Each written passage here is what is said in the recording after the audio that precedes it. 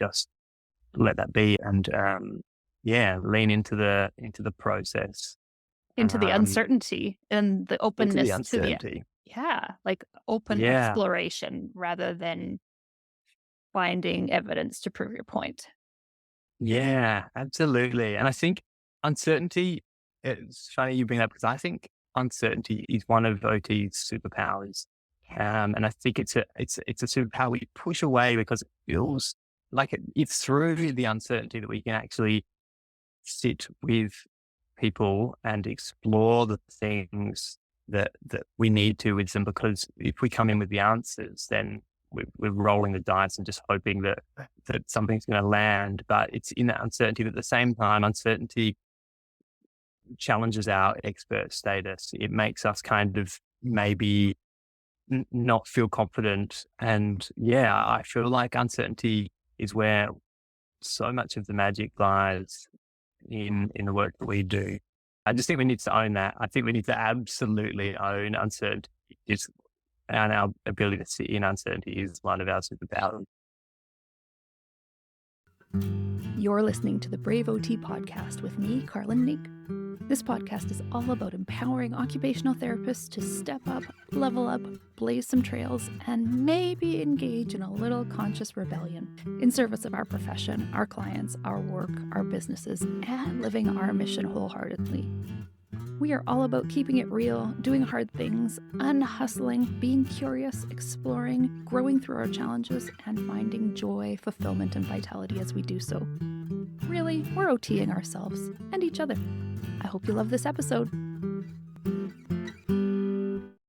As occupational therapists, we all know the uncertainty that surrounds our profession, how we communicate it to others, how we define our scope and impact, how others see our value. Yet I think we deeply know our value and purpose as OTs. In my role supporting OTs in their personal and professional development, I know that this uncertainty sometimes undermines the confidence of the OTs, particularly when they're stepping out of traditional roles and into private practice or emerging roles. So what if we reframe that uncertainty as an opportunity rather than a problem? What if we look at it as a way to explore with our clients rather than dictating a path based on our expert recommendations? There are opportunities there. In this episode of the Brave OT podcast, my guest and I dive into the world of occupational therapy and explore how to stand firm in the values of OT and lean into the uncertainty that naturally arises. Our guest today is Brad Williams. He's an Australian OT and founder of the Becoming Collective, an online community of OTs who are trying to reconnect with the roots of the profession and understand what occupational therapy means to them as individuals. In this interview, Brad shares his insights on the importance of being brave and leaning into uncertainty, the value of understanding your own values and ways of seeing the world, and the role of occupational therapy in nature. He has a pediatric practice working with kids doing occupational therapy in nature. He also talks about the vision for the Becoming Collective and how he connects with his own values by creating this community of OTs who are cruising in a similar direction and sharing tools to support each other. Brad and I share a philosophy about doing things imperfectly so that we can learn and grow in the process of implementation and co-creation with our clients, be they traditional recipients of OT services or the OTs in our communities. Join us as we explore the world of occupational therapy and discover the power of embracing uncertainty and leaning into our values. Welcome, Brad Williams. I'm so excited you're here on the Brave OT podcast. Thanks for joining us. I'm also excited to be here, and thanks for inviting me and doing this thing. No problem. So you have two main things going these days. You have your base practice and you've launched the Becoming Collective. Can you tell us a bit about each of those? Yeah, absolutely. So my nature-based practice called Naturally Gathered has been going for a few years now. It began as a need. I noticed a real need for parents and kids to connect with natural spaces. So originally I started it as something called pop-up wild play groups with the idea of connecting families to natural spaces and to each other, and sort of being an advocate and supporting, risk taking and connection to nature, and free play, really kind of advocating for free play. So I felt like it was such a gap for parents and families. So it kind of started there, but eventually evolved. I got an opportunity to work in a beautiful nature, 200 hectares of kind of bush and scrub. And so Mm, I started a nature-based practice up there, or I called it occupational therapy in nature because I felt like that wording mm, that way was significant. So, and yeah, we ran groups and did one-on-one work, and yeah, that evolved as it went on as well. I noticed a shift, which I originally went in and thought, yeah, like it's all about nature. It still was to some extent, but it probably shifted towards more um, helping these kids to kind of see and understand who they are, and help grow their identity and sense of self in the context of nature, in the context of their peers, for the groups that we did. And so those groups looked quite unlike groups I had done before. They were really focused on shared interests. There was lots of open and free play time where we'd support curiosity and discovery.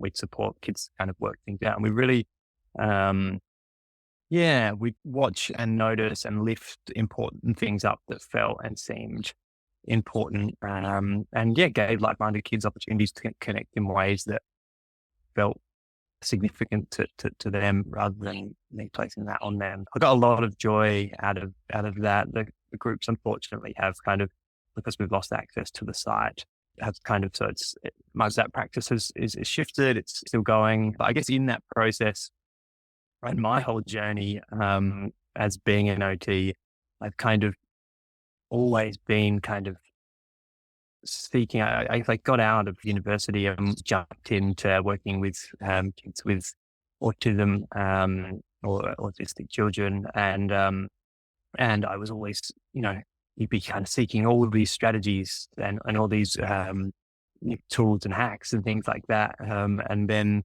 yeah, as time went on, I just felt increasingly kind of questioning what part of me was an OT, and a growing disconnect, and a feeling of sort of that imposter syndrome would show up kind of on almost like a rhythmic basis. And I changed jobs. I went into sort of a more of a community health kind of role. And then I did some private practice, and then I did my nature-based practice, and kind of all throughout, kind of kept coming back to these questions about, yeah, what was OT for me, and trying to kind of make sense of, um, yeah, why I felt this kind of disconnect. I sort of got drawn to do some play therapy training at some point, which I did kind of a couple of modules of. As another example, during the time I was starting the OT in nature service, I was tempted and drawn towards like adventure therapy. Um, I didn't end up going that route because I believed that what OT gave me was enough. I feel like I could have added some value, but I felt like I needed to lean into that. And so, yeah, all the while I saw and heard, I guess, people having a similar challenge, this kind of mm, love for OT, but this kind of confusing need to seek other stuff, and mm. also kind of, I don't know, looking for kind of this magic fix. So yeah, that really got me questioning kind of what that was about, and why OTs particularly experience that feeling. And so yeah, I came to some conclusions, Mhm. um, and that led me to creating the Becoming Collective, late last year. And so it's an online community of OTs, and yeah, we're really together trying to kind of reconnect to the roots of OT, and also understand what OT is for us as individuals within that process. I think that's an important part of the piece too. Absolutely. Um, Oh, there are so many pieces in there that I would love to chat about. I see this so much in OTs. And are you connected with OTs internationally? Like, I know you reached out and we talked. I'm in Canada, you're in Australia. Are you getting a quite a broad audience? Not in that space. Yeah, I do have, I think from the bits and pieces that I've jumped into, I've sort of, I've got a few, like, I'm not discounting, I've got a few bits and pieces, but not in that space. Okay. Yeah, yeah. Because I think I'm I've got one observing. American, one American US, one Okay. US OT jumped in, which is pretty exciting. That is exciting because I think that I'm seeing more like a lot of regional differences in that sort of net OTs who become disenchanted with like how OT is showing up in their workplaces and in their jobs and in the expectations and how it doesn't connect to with what they understand, what they know OT to be. And I'm seeing there are certain areas where like it sounds to be a big challenge in the US. And so often there are systems of who's paying and what they will and won't pay for, and that those things sort of dictating what our scope of practice is or what problem we're there to solve. And certainly I'm hearing it in many countries, but I think there are pockets of different themes in different countries of that similar flavor, though. Yeah, yeah, Yeah. no, absolutely. And I think just to preface that, I guess there are cultural or funding things that Mhm. certainly kind of are going to make it tricky for us to work in ways that are, connected to the way we believe, our work should look like, or what the core of our work should look like. So I guess that's an important thing to acknowledge. But yeah, I think with things like that, I wonder, whether we need to look longer term and to be honest with you, I think in some ways, we've marketed ourselves as OTs, really well. People kind of, in some ways, people know who we are, and it seems to be a growing profession. But in some ways, I feel like we've actually really poorly marketed ourselves because, most of the time people don't really understand what we do. We've got such a broad scope that's a real challenge for us. Um, 'Cause it so isn't it's yeah, hard if you think about it, we could help people of all ages with all of the things they need to do, with all the conditions. It's so many things that it's nothing. Yet we understand that it's not nothing because it's from this frame of reference, from this way of looking at the person in their environment with what they've going on, what they're trying to do, and occupation being the ultimate focus. But those are all fancy words that don't make a lot of sense to people who haven't studied those models. yeah, it's so true. It's so true. Hey, and I just wonder. That's, I guess, part of the story is, I think, need to try and work out a better way Mm, to communicate. We had Matthew Molyneux on, who's an Australian OT, head at one of the schools, and done lots of work around identity and things like that. And we chatted about, yeah, trying to at least get to the core of the thing that joined us all together, and then having a kind of a clear way to try to communicate that. Um, to ourselves as well as others. I think it's as important, for us to be able to do that to us for ourselves as well as people that we're working alongside.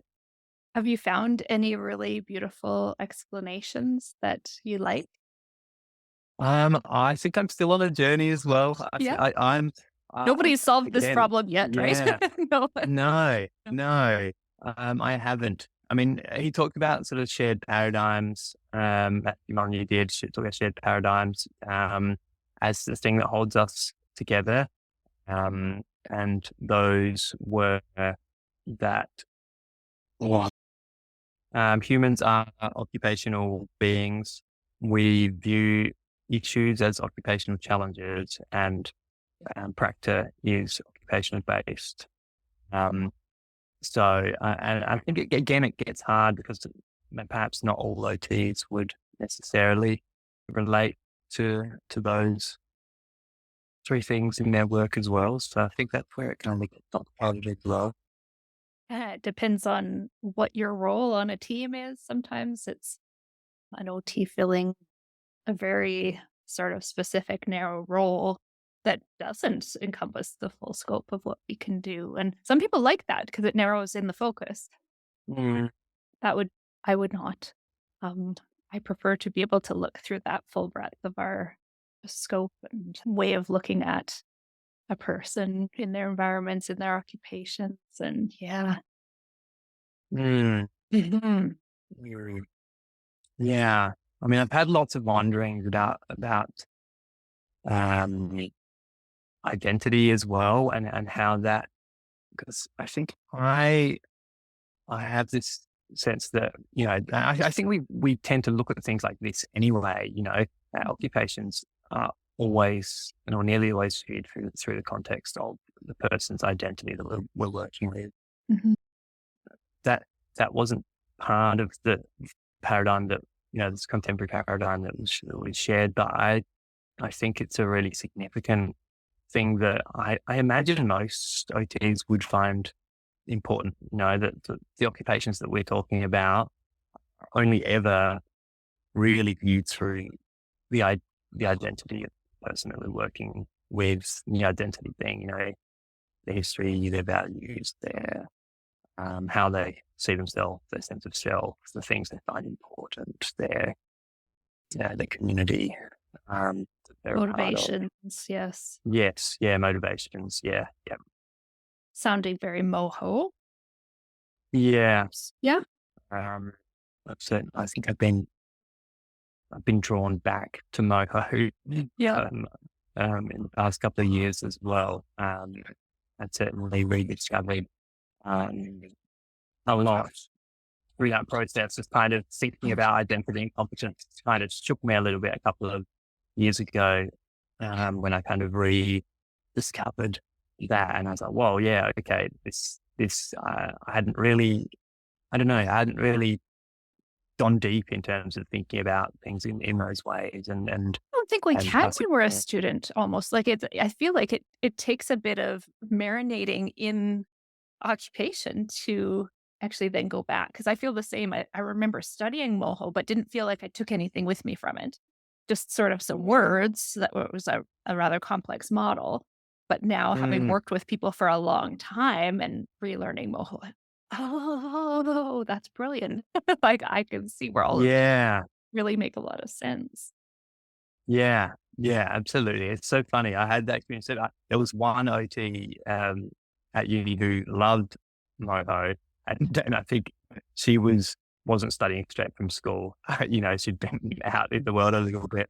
But like I feel like most of us that are going straight into it, just like get it, because it is a complex model that probably needs some experience to kind of Yeah. attach to the different pieces of it.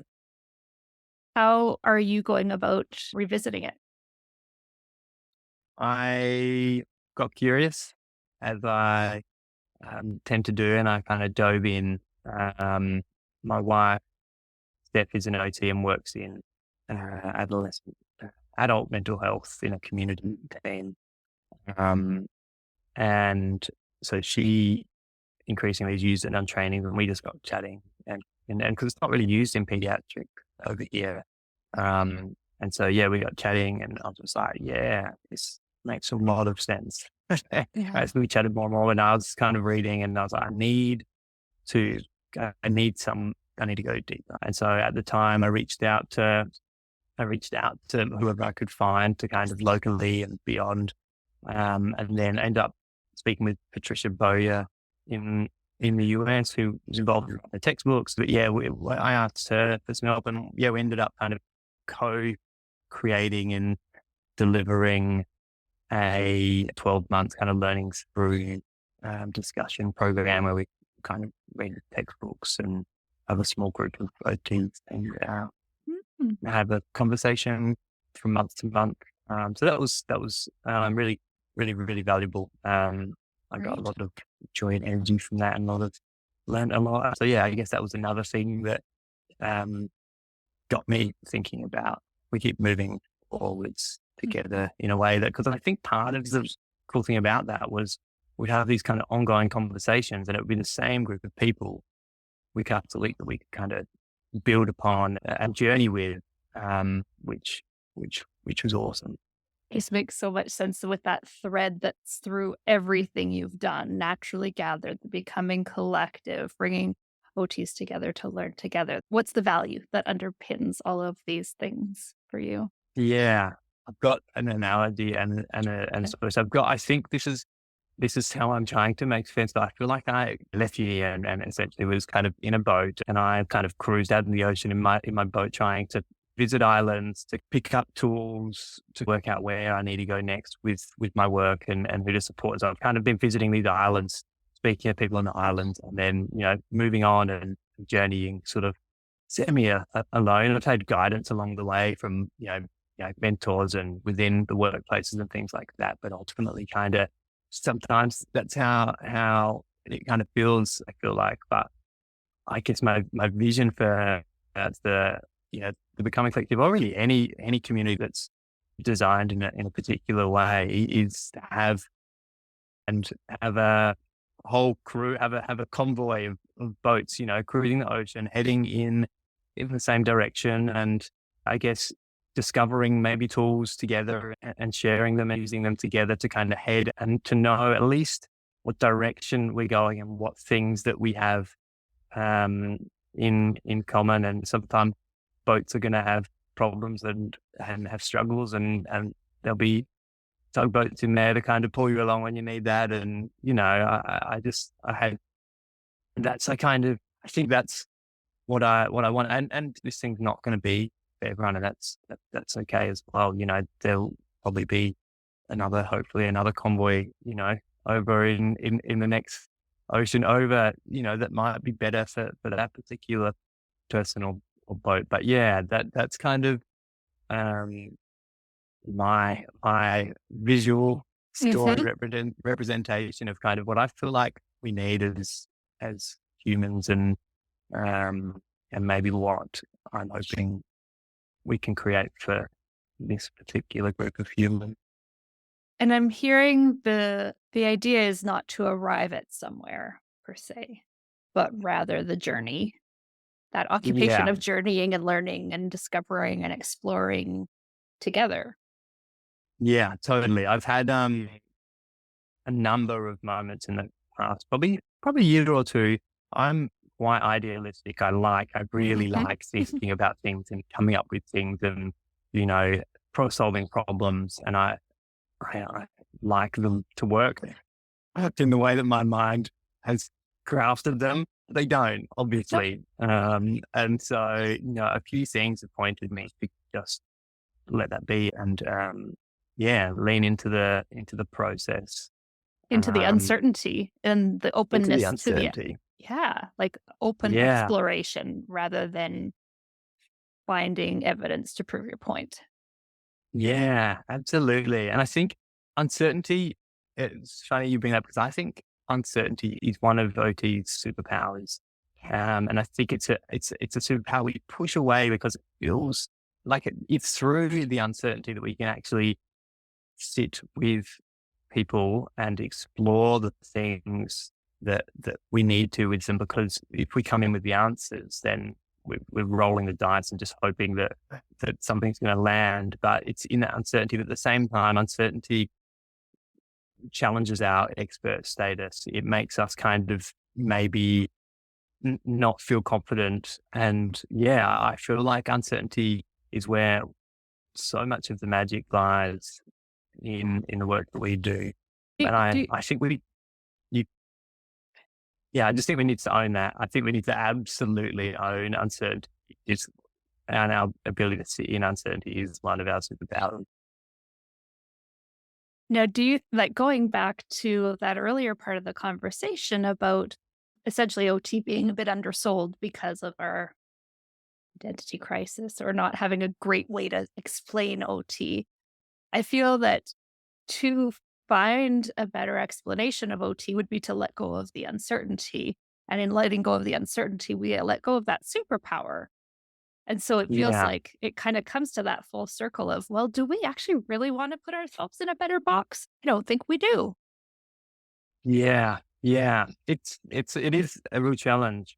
But I do believe that you can do both. I haven't looked at how yet, but I do believe you can do both. I do believe you can own uncertainty and and the value that brings, and how it can lead to greater collaboration, and it can lead to, I think it's in part about understanding the value that uncertainty brings, Mhm. when we bring it back. Yeah, I guess to be clear, when we're talking about uncertainties, people like, I don't know. I'm just wondering whether people listening like, what do you mean What are these two uncertainty? rambling on about? Maybe, but I guess I think about uncertainty. Like I read a book, 4,000 Weeks recently, and it was like, you know, you can make all the plans in the world, but plans are only intentions, and the future will ultimately decide. Like you don't really have that much control over it, but plans are obviously important. I guess I see uncertainty as when I'm working with my clients. I don't know what's going to happen. I don't even know what's going to work or what's not going to work.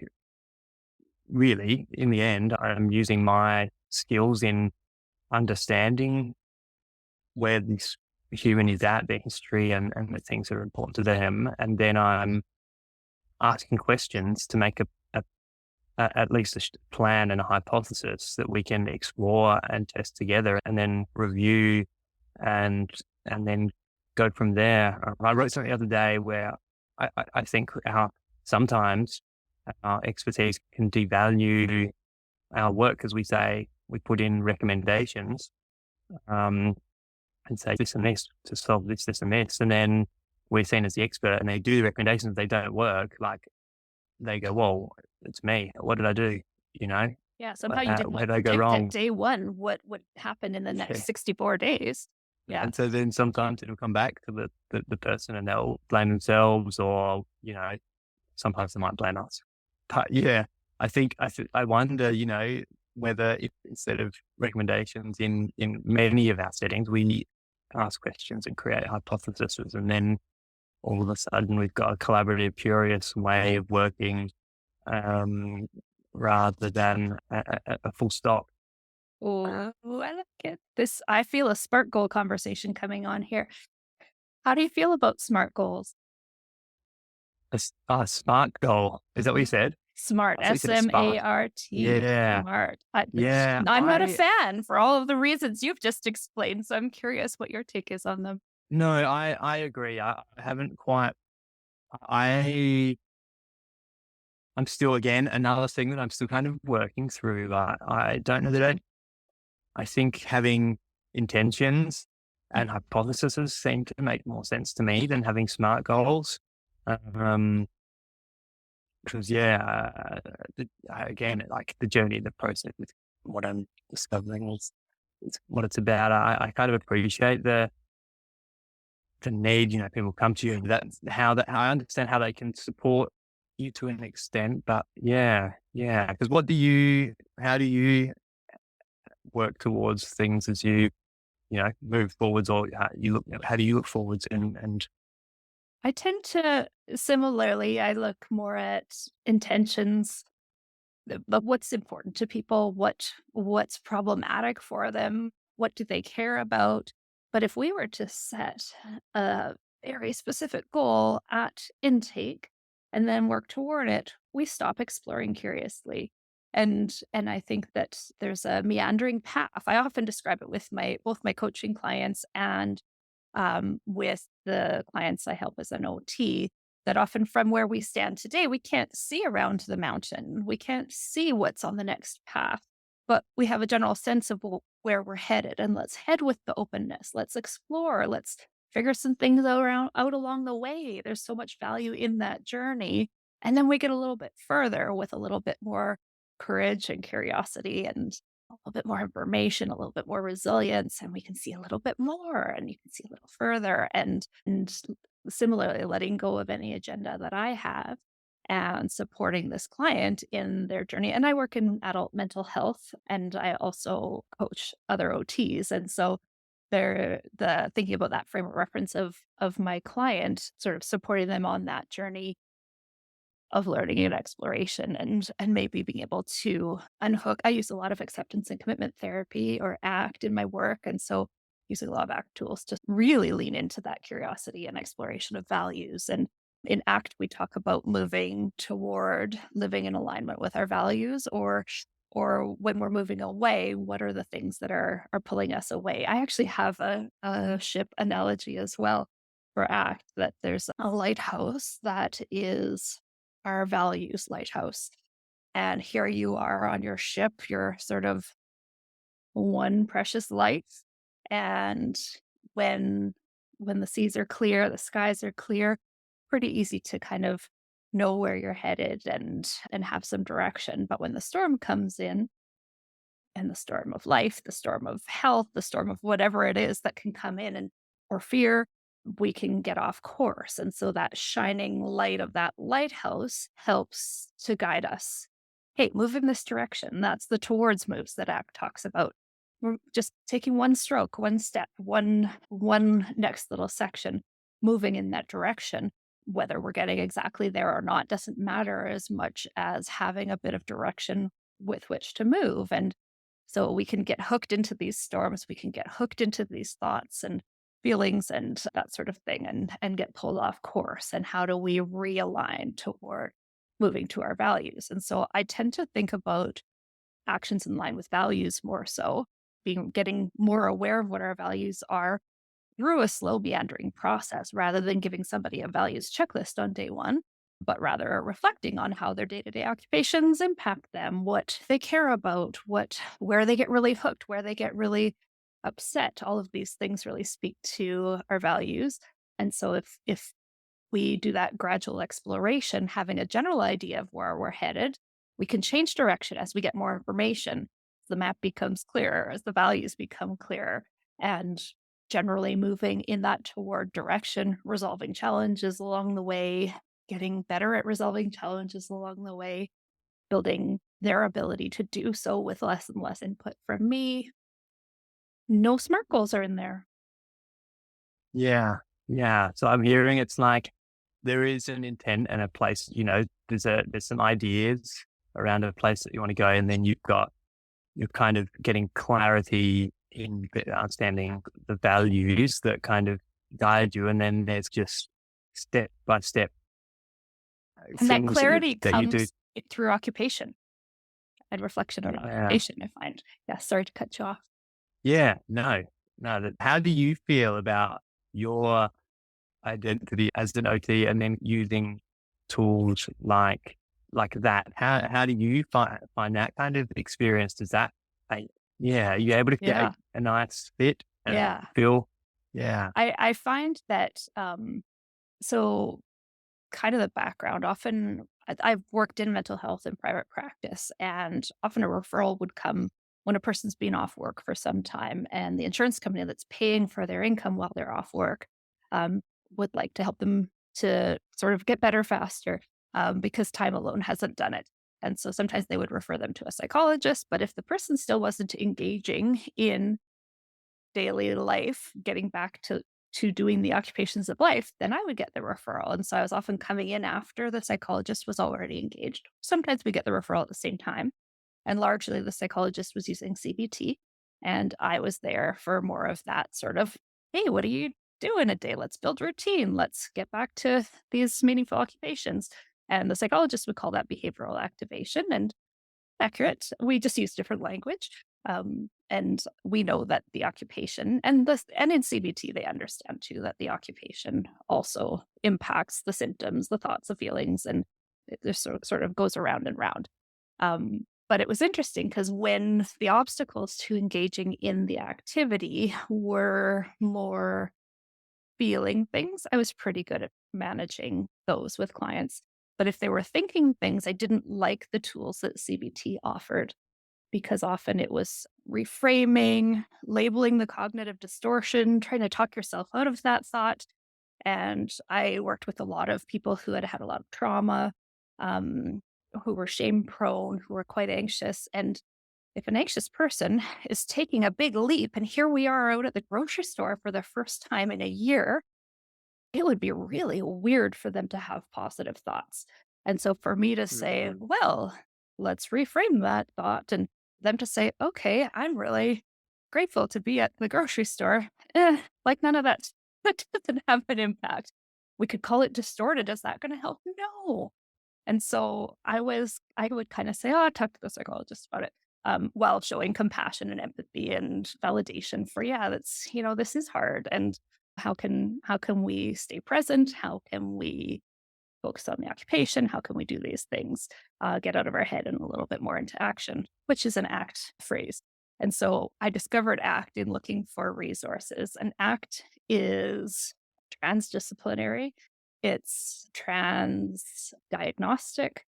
It works so beautifully with OT. When you think about like the ultimate goal, it would be moving toward living in line with your values, engaging in meaningful activities, engaging in valued activities.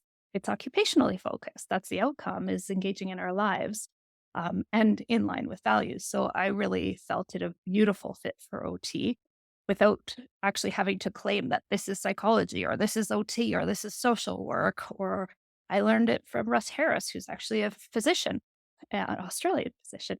And so I loved that there was that room where I could interpret it through OT and not lose any of the integrity of it. And in using it as an OT, I never felt like I was compromising any of the integrity of OT.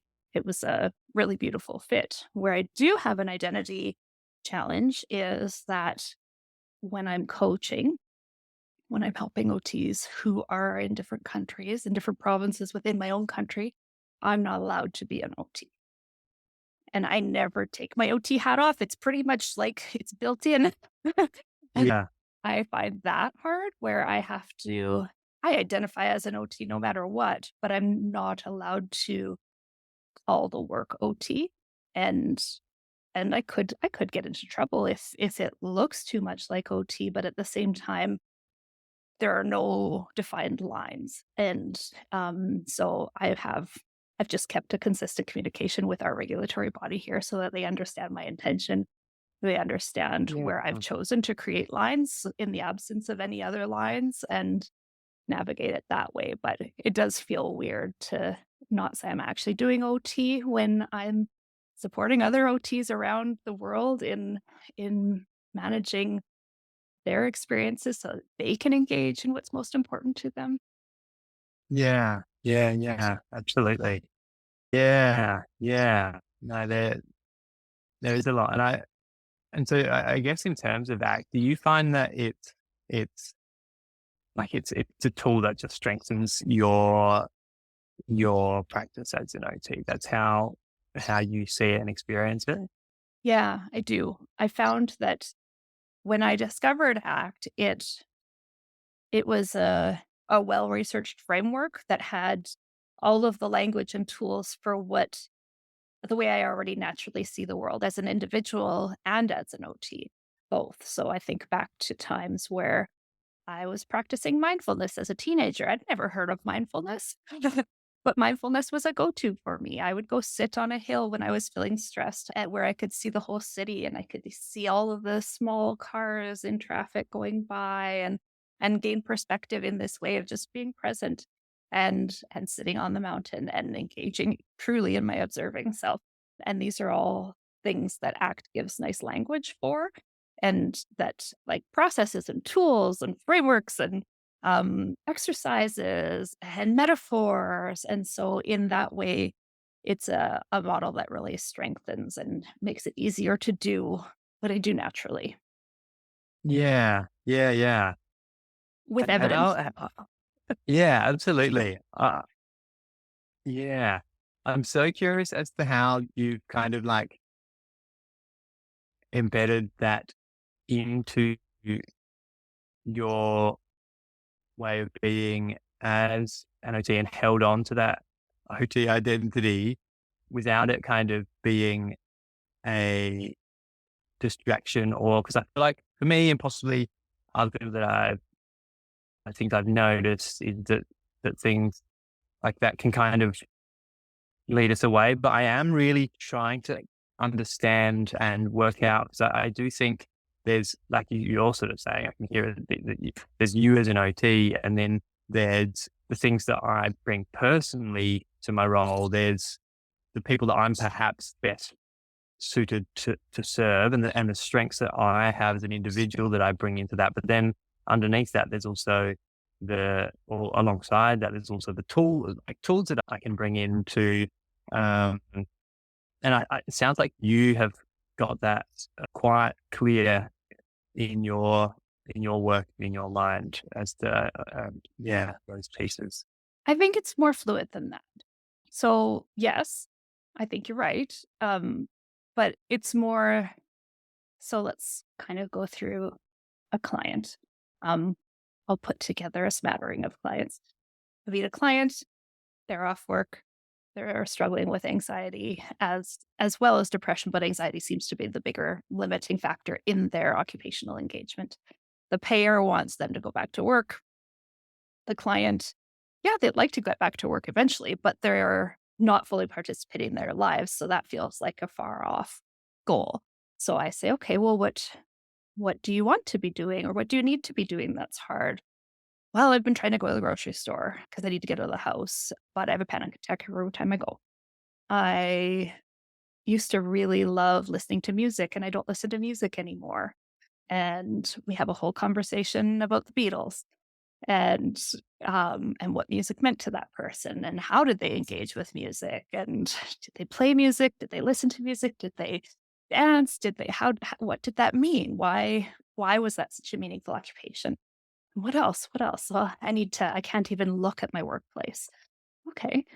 How that's an obstacle. And I really love my work though. Like, what did you love about work? I loved that I was needed. I loved that I was part of a team. I loved the familiarity of all the people I would see at the hospital. I loved being able to be there to be an integral part of the team without actually having responsibility for that's life or death. Okay, that's really cool. And so exploring, exploring, exploring. So I'm picking up on themes and of trying to notice things that are meaningful for that person throughout. ACT would say their values. If it was sort of just the occupation, which isn't how we typically look at it as OTs. So it's the act of listening to music. That's just the act of the occupation of listening to music. But we know it's layered and nuanced and the whys and the motivations and the context and the all of those things. But then we go and start to break it down. Okay, so if you would like to be able to see the workplace, you'd like to be able to go to the grocery store, music's really important to you. Where can we start? Like what's manageable? How can we work things backwards? So okay, we're working on the grocery store, let's say. How are we doing those exposures together? Are we using music in the process? Are we sometimes we even use Beatles lyrics in the process with this one particular guy. And I'm aware of are we distracting from the exposure that need to feel the feels in the place rather than avoid the feels? That's an ACT thing, that's a CBT thing, it's an exposure therapy thing. So I'm kind of got those frameworks in my mind, but in that moment, it's the occupation of being in the parking lot of the grocery store and listening to the Beatles as we sit there and stay rather than leave because anxiety says that we should leave. And so that's kind of how I'm doing it. So ACT is in there because we don't avoid the feelings. We sit with the feelings, exposures in there because we're sitting with the feelings. OT is everywhere. But Mm. I'm pulling in tools, but not in a, okay, now we're going to do ACT and Yeah, now we're yeah, going to yeah. do exposure and now we're going to do, it's a fluid exploration where there are a variety of tools that show up as they're needed. Yeah, yeah, for sure. And I guess what I'm noticing is it's kind of like it's all those pieces are kind of part of you as a human and as an OT that you kind of bring to your work. So Um, that's a whole lot of education. yeah, Yeah. yeah, Yeah. But yeah, I think as a human, I think it is important to really lean in. Like I'm thinking about if you have 100 OTs in a room, we all have different values of Yeah. our own ways of seeing the world that are influenced by so many things. And that's a beautiful thing. And I'm Yeah. picturing your group, your collective, I'm picturing my group, and that mosaic and fabric of the variety is a good thing. It is absolutely a good thing. It is. And I think, yeah, I think that's another thing, that we kind of not push aside and tune into and understand, yeah, itself and maybe where they're best suited to serve. And because, yeah, I don't think, everyone should do everything. Yeah. And again, that's a journey as well of discovery. How many years have you been an OT now? It might be 2011 I graduated, so it'd be 12, I guess. Going Yeah. on that math. Yeah. And do you bring yourself as a new grad? How different were you from today? Oh, so different. Yeah, so, so different. I think I see the world in such a different way now, and I see people in such a different light. I think I probably would have been I think I still would have listened to and heard people, but I certainly would have been focused on particular kind of, probably would have placed more weight on strategy and things like that than perhaps anything else. Whereas I think now I place certainly more weight on identity and self and kind of, the other parts, work are around that center. So yeah, it would have looked very, very different. I think, yeah, that's just kind of part and parcel. Mhm. What would you say to the OT listening to this who works in a more black and white job? Like you and I have our own business. It's so easy for us to say, well, this is how we approach things in a fluid way. And we've structured our work in such a way that we can.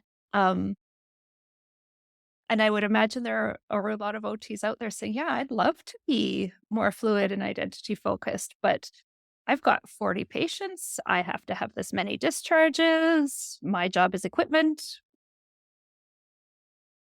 My sense would be two things come to mind as you sort of say that. One is perhaps try and find your people that, that you connect with, OTs that have a shared, at least a shared view of where they want to be in the work, or what they believe OT is. And because, in the end, we the people that we surround ourselves in, and the culture that we exist in is going to change the way we experience the world. And so I think finding those people is super important.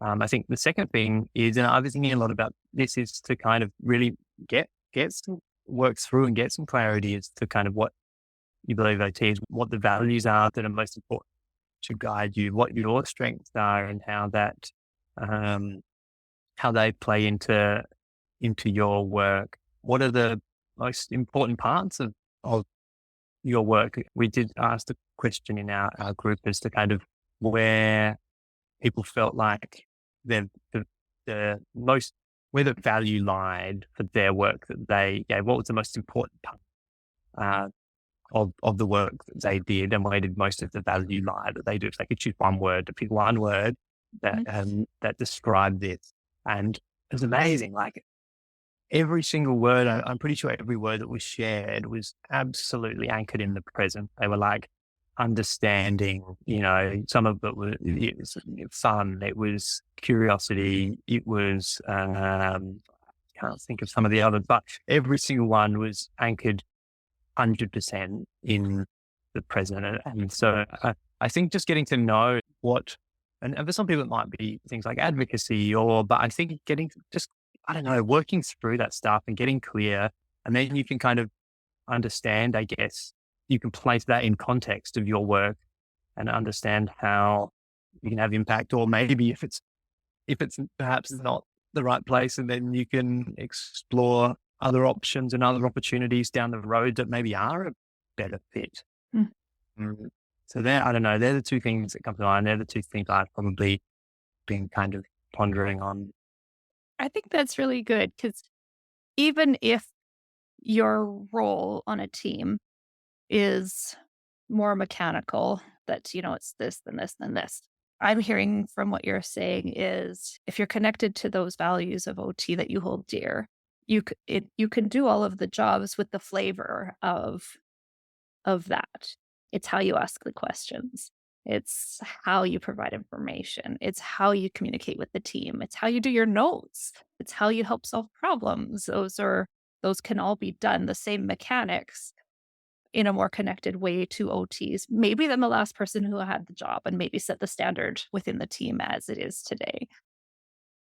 Yeah, yeah, I think that's really nicely said. And I think sometimes just kind of having that, going through that process, having some of those bits and pieces kind of written down so you can keep on returning to them and evolving and orientating like a map, Mhm. orientating yourself to those things. Yeah, so that you can connect to those things and work out how it fits, because every job is going to be different in terms of, every person is going to be different in terms of the pieces that they bring and the things that the job needs and expects. So I think there can't be a blanket answer. It needs to Oh, be, yeah, uniquely tailored. who are some of your OT role models that you really look up to or admire or appreciate? It Uh, doesn't have to be up. yeah, yeah. Look, I think I've appreciated people who've challenged my thinking over the years. I think I've had um, role models, like I guess who I've worked with along the way. Mandy C. Thang has probably been a big one who's challenged my thinking locally. Um, Laura Park Figueroa is someone who's supported and challenged my thinking in terms of nature-based practice and what that can be. I think the documentary that Rhiannon Chris put out Yeah. recently has highlighted some of the amazing people that, yeah, have done amazing work in the OT world. And I thought that was fascinating for me to hear some of those people talk, and they talked like I imagine OT, Mhm. this kind of data I want to be. And I just thought it was so interesting that that was how all of these, really pretty much all of these people spoke, how they spoke about it. But then again, that disconnect to what that actually looks like. And either the leaders, so it gets me curious of what happens in between, you know, Yeah. what happens in between from the thought to the ongoing application, And for the people who communication are we're listening and doing. want to find the documentary, it's called Finding Me in OT. Yeah, Yes, really good, thank and you. it's free for anybody to watch. I agree. I've been thinking about that documentary or snippets of it through this whole conversation. Yeah. Yeah. Yeah. No, absolutely. And I think I might share another story or an analogy, which I think Sure. I've been thinking about, and I think it connects really nicely to that and to our conversation and to the work you're doing, about pioneer of hand washing. And so it's this guy. So in must have been sort of the early 1800s, the mortality rate for births to mothers, was 13 to 18%. So, you know, it may, like, it's sadly, 3 in 20, I guess, would kind of pass away in that process. And this guy, Ignaz Semmelweis, I think his name would possibly be pronounced I can't remember where he was, but he went through this process of kind of like going, what is going on? Like, why is this happening? Why is this shouldn't be like this? And so he tried all these different explored all these different ideas, and then landed on this idea of hand washing and decided to trial it in his hospital. And so he developed this hypothesis, tested it out, and the mortality dropped to Yeah. 1 to 2% in kind of the process of trialing this thing. And so but the medical community They thought it laughed sounded at him. Like, crazy, yeah, and they thought it was yeah, ridiculous. Yes. Yep. yeah, right. And so this thing didn't spread until, it wasn't accepted, years after kind of he'd had this discovery. But I just thought it was so wonderful to think that something that this solution that seems so obvious right now, hand washing is like the most obvious thing Yeah. in the world, right? Like, why, like, how was that not a thing? But before this point, it was non-existent. And to me, that gives me some, some confidence to go, hey, like right now, we're doing the best we can with what we know.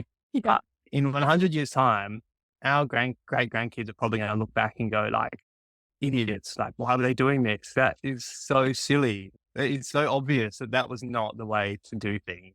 Yeah. Um, and I think for me, that just is really nice story to kind of go, okay, Mm. like I'm here, we're doing the best we can, but people are going to look back and they're going to have learned more things, and and we're going to be part of that process of discovery, and they're going to know more, and they're going to do better. And what we're doing right now is probably going to look dated and wrong.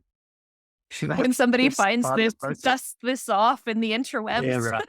And Yeah, they yeah, listen to yeah. us having this conversation. But it's interesting because we look back at different levels of pioneers. There were pioneers before us in OT. We're pioneers in OT, exploring, challenging, asking a lot of questions. And those people, like that, there's never going to be a moment of arrival, right? Sort of like your ship, that they'll be pioneering new fronts at that point Yeah, with all of the knowledge that came along. And that is the beauty. Life's a journey, not a destination. right. Isn't Yeah. that freeing? I found that quite freeing. So I thought perhaps share that and hope that was a little bit freeing for some others Yeah. as well. Oh, that's beautiful. You know, it's interesting. My grandmother, she was a microbiologist, and there are some uh, newspaper articles I found from her of her in the 60s, where they highlighted her doing her job. And one of them was promoting hand washing in the hospital and it was the 60s, right? So this is what, 80 years later or so, or even more. From that fellow, and still it wasn't normal yet. It was, "Hey, did you know you should wash your hands, and here's why." Yeah, Yeah, yeah, it's yeah, interesting. too true, Mhm. too true. Uh, how long it takes us still even to implement these things, eh? Yeah. Well, I so appreciate this conversation. I have a few last questions for you that I ask everybody. Are you ready for them? Yes. Okay. What does being brave mean to you? I I think being brave to me looks very much like, yeah, being curious and leaning into the uncertain. I think, as we've chatted about today, it's following your values and just trusting the process. All that encompasses, and I think asking questions when you perhaps feel like you don't have the right to do so. What is something brave you've done recently? I think for me, it was starting the Becoming Collective. I think, I guess I trusted. I did a lot of thinking and a lot of chatting to people and a lot of reading and prep, and then I just kind of trusted my gut that it was something that was needed. And I didn't know. I guess there's that uncertainty. I didn't know who was going to show up, or if anyone was going to show up. Um, and kind of the trepidation that comes with putting that out there is, yeah, it's like, I don't know if I hadn't probably felt to that extent. I think when I actually put it out into the world, the level of vulnerability that kind of comes with that. But yeah, I guess, it's part of the process, putting it out there, reflecting, and then seeing what lands, and then going again. I hear a lot of OTs, they feel that, that vulnerability as they prepare to put something out, and the fear and trepidation and all of the self-doubt that comes along with that, and then they take that as the sign that they should not do it, and then wait until they feel confident, and, of course, the confidence never comes. So how did you manage to proceed with, though, that fear and self-doubt present? Mm, I think maybe some of the stuff we've talked about that, it's probably wrong. It's Mm. my answer. It's almost certainly wrong. But that's okay because if I don't do it, I can't get it right. I think that's almost everything I do is probably wrong to some degree, but it's going to be right in some degree as well. And if I don't go through that process, then I can't just do the things and move and push things forwards and learn. So I which, think that's kind of a philosophy I've yeah which is taken on. truly a growth mindset. It's that sense of I don't have to have it right. Let's start with the shitty first draft, and from there we can learn and explore more. We can, and of course, I'm not saying there's anything wrong with your product. It's wonderful, but it's that sense of releasing yourself from doing it perfectly and Yeah, acknowledging yeah, that let's do it imperfectly so we can learn. yeah, absolutely. And put in a lot of and energy to get it as right as possible when I say that. Sure. But I guess acknowledge that it's not going to be right, and that's okay. Yeah, yeah. How would you like to see OTs be a little bit more brave in the coming years? I would love to see us, I guess, find our center and stand that little bit firmer. I feel like me included is kind of as things show up and I feel, a little bit uneasy that I will kind of, move with the ebbs and flows of the demands that are placed on me by clients or colleagues. When my gut tells me that maybe this isn't the thing I should be doing. And so for me, I wonder if we as individuals within a great community can get clearer for ourselves and as a community, and then, stand a little bit firmer in, in what we do. And alongside the irony of leaning into uncertainty, maybe that's a challenge. It's a dialectic sort of thing. There's room for that. How can people connect with you? What would you like them to do after listening to this? Certainly, if this has gotten you, curious and interested, head to thebecomingcollective.com and have a look and see whether that something in there sparks your curiosity. Reach out to me on LinkedIn, Brad Williams. I'm in Adelaide, or you can feel free to flick me an email. Do that hello at thebecomingcollective.com or Brad at naturallygathered.com.au. Reach out. Love to hear from people. I love ideas. I love people to challenge me and say, well, that probably missed the mark. Yeah, that would be great too. That sounds really good. Oh, thank you. This has been an enriching conversation for me. I love speaking with people who are willing to go into the gray and explore and never come out with a black or white answer, because it most certainly will be false if it's too far either extreme. Absolutely. No, it's been a pleasure. Thanks for having me, and thanks for doing the work and showing up yourself. Thank you for all you're doing. I feel like we're companions in this world of OTs and supporting OTs. Thank you. At the time of this release, mid-March, Brad is about to open up entry into the Becoming Collective. So if you are curious about leaning more into the types of things that Brad's talking about, be sure to visit thebecomingcollective.com or reach out to him on social media. He's on Instagram, Facebook, and LinkedIn. If you're interested in learning a little bit more about how I see things and how I support occupational therapists in their personal and professional development, send me a message. I'm most frequently on Facebook, but you can also find me on LinkedIn, or my website is balanceworks.online. If you've been enjoying this podcast, I sure would appreciate a review, a follow, a download, whatever it is you can do on your podcast platform. That really helps this podcast get out to people who need to hear these messages. Thanks so much for listening. As always, be brave, OTs.